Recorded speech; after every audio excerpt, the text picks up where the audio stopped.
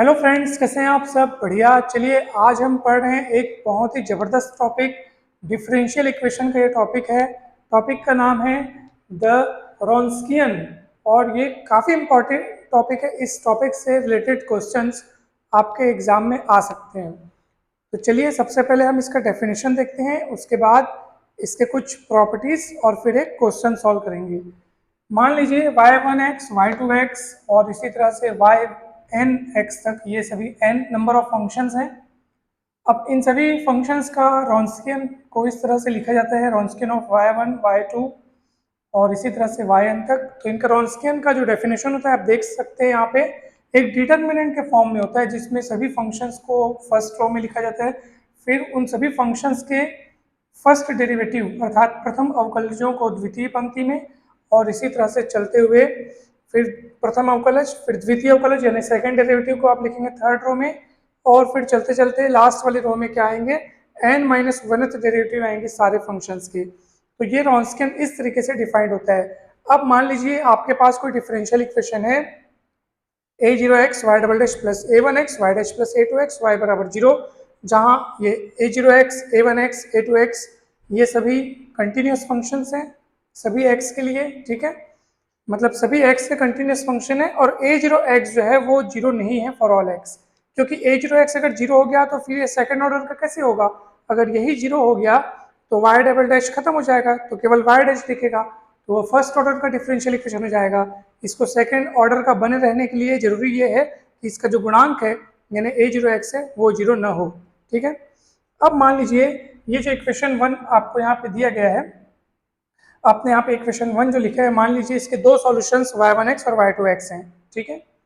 तब ऐसी स्थिति में इन दोनों सॉल्यूशंस का जो अगर अपन रॉन्स्कियन तैयार करेंगे तो रॉन्स्कियन ऑफ y1 एंड y2, तो सीधी सी बात है जब यहाँ पे n नंबर ऑफ फंक्शंस थे तो वो n ऑर्डर का डिटर्मिनेंट बना था। अब यहाँ पे केवल दो फंक्शंस हैं यहाँ पे y1 और y2 जो कि इसके सॉल्यूशंस हैं, तो यहाँ पे 2 ऑर्डर का यानी 2x2 का डिटर्मिनेंट आपके पास बनेगा।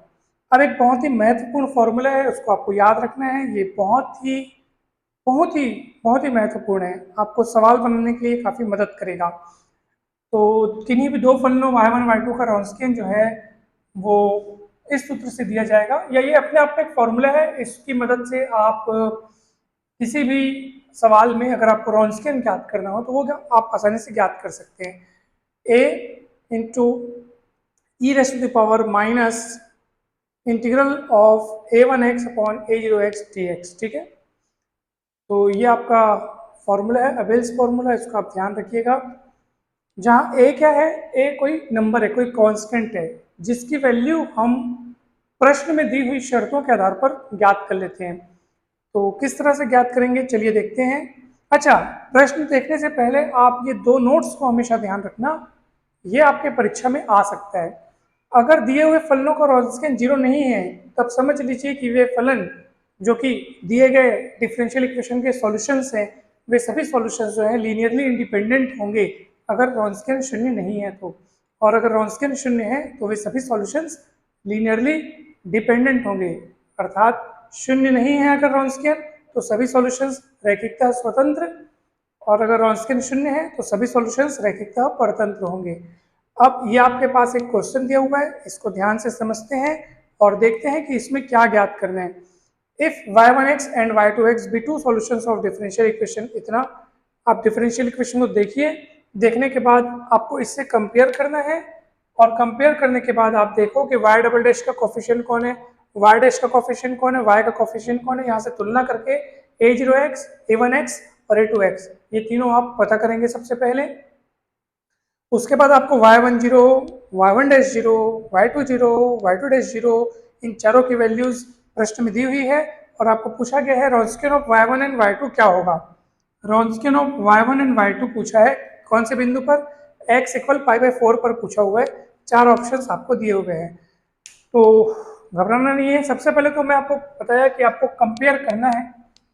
कंपेयर करना है, किससे कंपेयर करना है, इस समीकरण से कंपेयर करके आप बताइए a0x क्या है। तो a0x कौन होता है, y डबल डैश का कोफिशिएंट जो कि यहाँ cos x दिख रहा है, तो यहाँ पर आप देखेंगे a0x जो है वो cos x है, a1x कौन दिख रहा है बताओ बोला, a1x किसको बोलते हैं, y डैश के कोफिशिएंट को। तो यहाँ y डैश का कोफिशिएंट कौन है, sin x है, यानी कि a1x हमारा sin x है। बिना देर किए बिना घबराए हुए आपको ये वाला फॉर्मूला लगाना है, क्योंकि बहुत इंपॉर्टेंट फॉर्मूला है दो फलनों के रॉन्स्कियन के लिए। y1 y2 कौन है, y1 y2 जो है प्रश्न में खुद बोला है y1x and y2x be two solutions, इस दिए गए डिफरेंशियल इक्वेशन के वो दो सॉल्यूशंस है y1x और y2x, उन दोनों के रॉन्स्कियन का फॉर्मूला होता है अबेल्स फॉर्मूला, a गुणित e की घात में minus a1x upon a0x dx। ठीक है, चलिए दोनों का मान रख लेते हैं, a1x का मान sin x और a0x का मान cos x, sin x बटे cos x हो जाएगा 10x और ये हो जाएगा 10x, और आप सभी को पता है कि 10x का समाकलन होता है log sec x, और माइनस होने के नाते ये माइनस ऊपर घात में चले जाएगा, तो sec x की घात में -1 मतलब 1 upon sec x, 1 upon sec x मतलब cos x, और e की घात में log है तो ये एक दूसरे को निरस्त करके केवल cos x बचेगा। आप सभी को समझ में आ गया होगा, क्योंकि आपको पता है कि माइनस लॉग जैसे m है तो क्या होता है log 1/m हो जाता है, ये माइनस उठ करके m के पावर में चढ़ता है, और m के पावर -1 मतलब 1/m, तो ये वैसे 1 मतलब 10x का समाकलन पहले क्या होगा log sec x होगा, sec x यहाँ पावर में जाएगा, फिर sec x के पावर में -1 मतलब 1 अपॉन sec x, और 1 अपॉन sec x मतलब cos x, और e की घात में अगर log हो तो एक दूसरे को निरस्त करके केवल वो जो चीज है वही बस यहाँ पे बसती है, तो a cos x आ गया। ये रॉन्स्कियन का मान आया है अभी। अब आप बोलोगे सर हमारा आंसर तो आ गया, हमको तो रॉन्स्कियन पूछा था। भैया आपको रॉन्स्कियन पूछा था, कौन से बिंदु पर पूछा है, x इक्वल π/4 पर पूछा है, x इक्वल π/4, तो आप तुरंत x इक्वल π/4 यहाँ रख सकते हैं, रख दीजिए, मगर आपका फाइनल उत्तर तब तक नहीं माना जाएगा जब तक आप a का मान न निकालिए। ठीक है, इसको आप बहुत ध्यान से सुनिए, a का, क्योंकि देखो ना आपको ऑप्शंस में कहीं a दिख रहा है क्या, नहीं दिख रहा है सर, तो भैया a को किसी न किसी तरीके से a की वैल्यू आपको निकालनी है। अब वो कैसे निकालेंगे ध्यान से देखिएगा। तो अब इसका काम हो चुका है, हम इसको मिटाते हैं। सबसे पहले तो आप रॉन्स्कियन, इसको इक्वेशन नंबर में क्या बोल देता हूँ 1 बोल देता हूँ, ठीक है। तो सबसे पहले आप रॉन्स्कियन निकालो, कौन से बिंदु पर पता है, x इक्वल 0 पर, x इक्वल 0 पर रॉन्स्कियन निकालो। आप बोलोगे ये कहाँ से निकालेंगे, तो रॉन्स्कियन का आपको डिटर्मिनेंट वाला फॉर्मूला पता है ना, अब इस फॉर्मूले को मैं किस पे निकालूंगा, x इक्वल 0 पे। x इक्वल 0 बोलने का मतलब है कि इसके डिटर्मिनेंट में जो भी फंक्शंस आपको दिख रहे हैं y1 y2 y1 dash y2 dash, उन सभी को आप 0 के लिए निकालो। यही चीज मैं लिख रहा हूँ, बस मैं इन सभी को x इक्वल 0 पर लिख रहा हूँ, तो ये y1 मतलब y1 0, x इक्वल 0 के लिए मैं इसको फिट कर रहा हूँ, y2 0 हो जाएगा, फिर ये y1 डैश 0 हो जाएगा, y2 डैश 0। आप बोलोगे सर x इक्वल 0 के लिए फिट क्यों कर रहे हो, क्योंकि इनकी वैल्यूज मेरे को प्रश्न में दी गई है, देखो ये √2 दिया है, ये 1 -√2 2 सबको रखो यहाँ पे, y1 0 की वैल्यू √2, y2 0 की वैल्यू -√2, y1 0 की वैल्यू 1, y1 डैश 0 है ना 1 दिया है, और y2 डैश 0 2 दिया है, तो 2√2 माइनस माइनस प्लस √2, 2√2 प्लस √2 कितना हो जाएगा 3√2। ठीक है, 3√2 हो गया, क्योंकि आपने इन दोनों के रॉन्स्कियन का जब x इक्वल 0 पर वैल्यू निकाला तो ये 3√2 आया, इसको यहाँ पे रखेंगे हम, लेकिन रखेंगे कब, जब x इक्वल 0 दोनों पक्षों में अप्लाई करेंगे, फिर रॉन्स्कियन के लिए 3√2 रखेंगे तो हमको a की वैल्यू मिल जाएंगी। कैसे मिलेगी ध्यान से देखिए।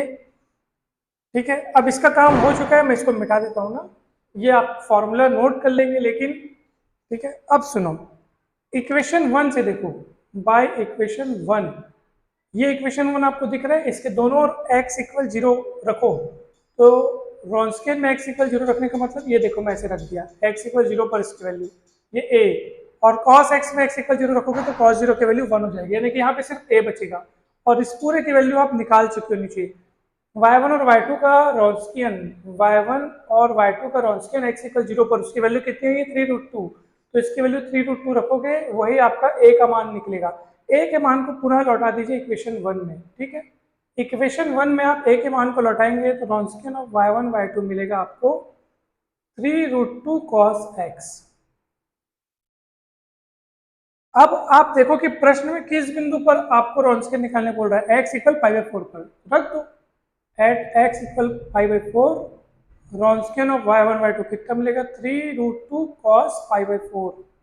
तो cos पाई बाई 4 मतलब cos 45 जिसका मान 1/√2 होता है, तो ये 1/√2 हो गया, √2 कटेगा 3 आपका आंसर आएगा। Option C is correct. Option C में 3 है, देखो ये √2 कट गया।